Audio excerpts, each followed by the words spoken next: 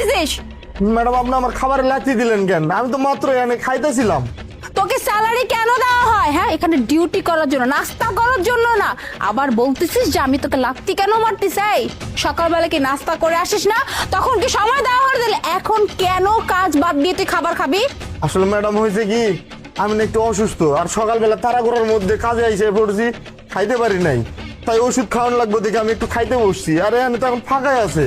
তুই অসুস্থ না মরে যাবি সেটা তোমার দেখার বিষয় না। হ্যাঁ, তোকে যখন খাবারের সময় দেওয়া হবে তুই তখনই খাবার খাবি।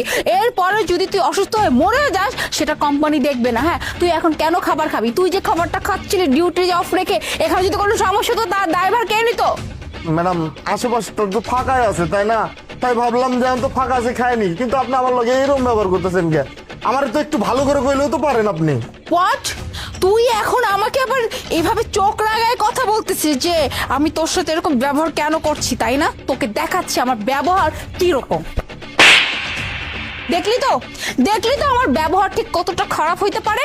ম্যাডাম আপনি এটা কি করলেন? একটা মানুষ খাবার খাচ্ছিল, আপনি লাথি মেরে খাবারটা ফেলে দিলেন, তার উপরে আবার তার গায়ে হাতও তুলতেছেন। প্লিজ আপনি চুপ করুন, একটা কথা বলবেন না। হ্যাঁ, ও একটা দারোয়ান হয়ে ডিউটি অফ রেখে খাবার খাইতেছে আর আপনি ওর সাইড নিয়ে কথা বলতেছেন। চুপচাপ এখানে দাঁড়িয়ে থাকুন।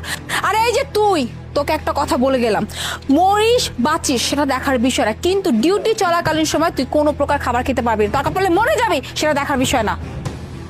আই চলেন।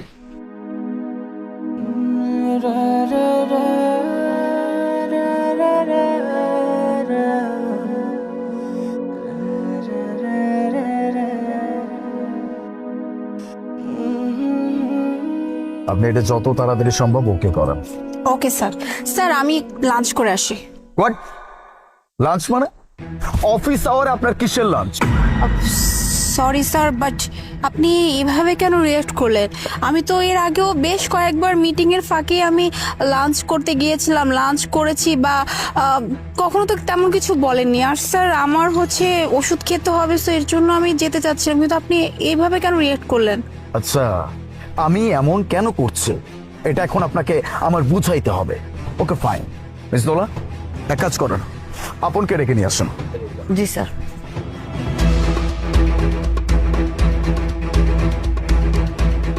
স্যার আপনি দারোয়ানকে কেন ডেকে আনলেন? আপনাকে সবকিছু কি এখন আমার খুলে বলতে হবে?